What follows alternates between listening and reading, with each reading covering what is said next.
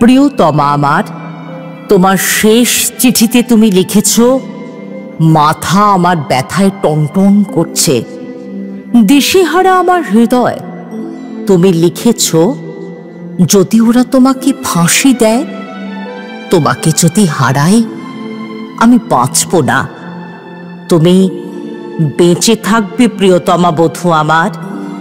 আমার স্মৃতি কালো ধোঁয়ার মতো হাওয়ায় মিলিয়ে যাবে, তুমি বেঁচে থাকবে আমার হৃদয়ের রক্তকেশী ভগিনী। বিংশ শতাব্দীতে মানুষের শোকের আয়ু বড়জোর 1 বছর। মৃত্যু দড়ির এক প্রান্তে দোদুল্যমান শবদেহ। আমার কাম্য নয় সেই মৃত্যু। কিন্তু প্রিয়তমা আমার, তুমি জেনো, জল্লাদের লোমশ হাত যদি আমার গলায় ফাঁসির দড়ি পড়ায়, নাজিমের নীল চোখে ওরা বৃথাই খুঁজে ফিরবে ভয়। অন্তিম উষার অস্ফুট আলোয় আমি দেখব আমার বন্ধুদের, তোমাকে দেখব। আমার সঙ্গে কবরে যাবে শুধু আমার এক অসমাপ্ত গানের বেদনা। বধূ আমার, তুমি আমার কোমল প্রাণ মৌমাছি, চোখ তোমার মধুর চেয়েও মিষ্টি। কেন তোমাকে আমি লিখতে গেলাম ওরা আমাকে ফাঁসি দিতে চায়? বিচার সবেমাত্র শুরু হয়েছে, আর মানুষের মুন্ডুটা তো বোঁটার ফুল নয়, ইচ্ছে করলেই ছেড়ে নেবে। ও নিয়ে ভেবো না, ওসব বহু দূরের ভাবনা। হাতে যদি টাকা থাকে, আমার জন্য কিনে পাঠিও গরম একটা পাজামা। পায়ে আমার বাদ ধরেছে।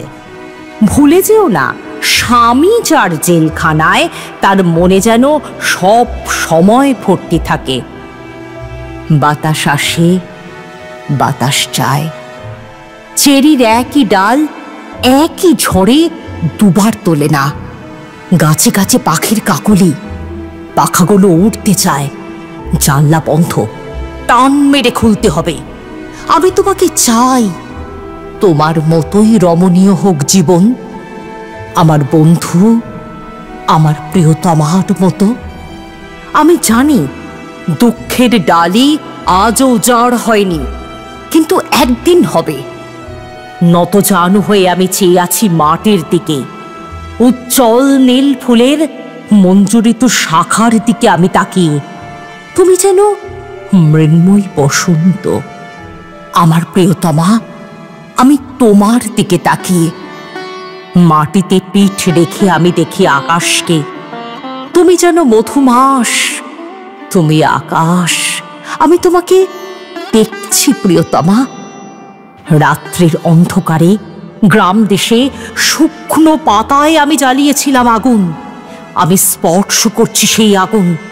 নক্ষত্রের নিচে জ্বালা অগ্নিকুণ্ডের মতো তুমি। আমার প্রিয়তমা, তোমাকে স্পর্শ করছি। আমি আছি মানুষের মাঝখানে।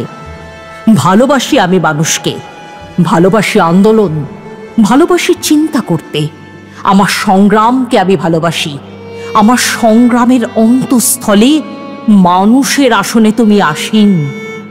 প্রিয়তমা আমার, আমি তোমাকে ভালোবাসি। রাত এখন 9টা, ঘন্টা বেঁচে গেছে গুমটিতে। সেলের দরজা তালাবন্ধ হবে এক্ষুনি। এবার জেলখানায় একটু বেশি দিন কাটল। 8টা বছর বেঁচে থাকার অনেক আশা প্রিয়তমা। তোমাকে ভালোবাসার মতোই একাগ্রই বেঁচে থাকা। কি মধুর, কি আশায় রঙিন তোমার স্মৃতি। কিন্তু আর আমি আশায় তুষ্ট নই। আমি আর শুনতে চাই না গান। আমার নিজের গান এবার আমি গাইব। আমাদের ছেলেটা বিছানায় শয্যাগত, বাপ তার জেলখানায়। তোমার ভারাক্রান্ত মাথাটা ক্লান্ত হাতের ওপর এলানো। আমরা আর আমাদের এই পৃথিবী একই সূচ্যগ্রে দাঁড়িয়ে। দুঃসময় থেকে সুসময় মানুষ পৌঁছে দেবে মানুষকে।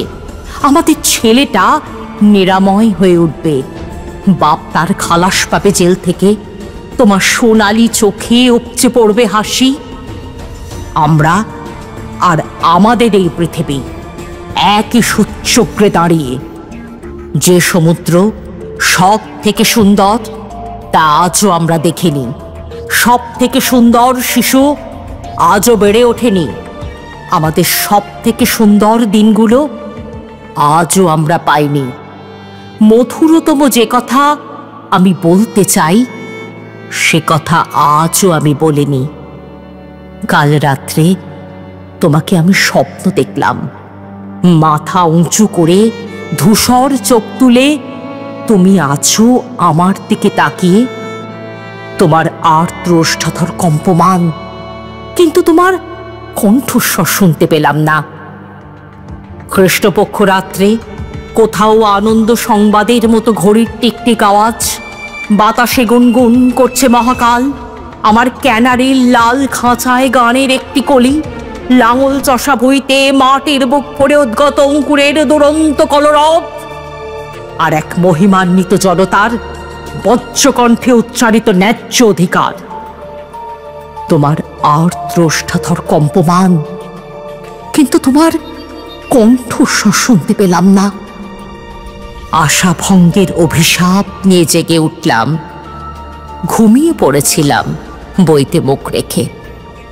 অতগুলো কণ্ঠস্বরের মধ্যে তোমার স্বরও কি আমি শুনতে পাইনি?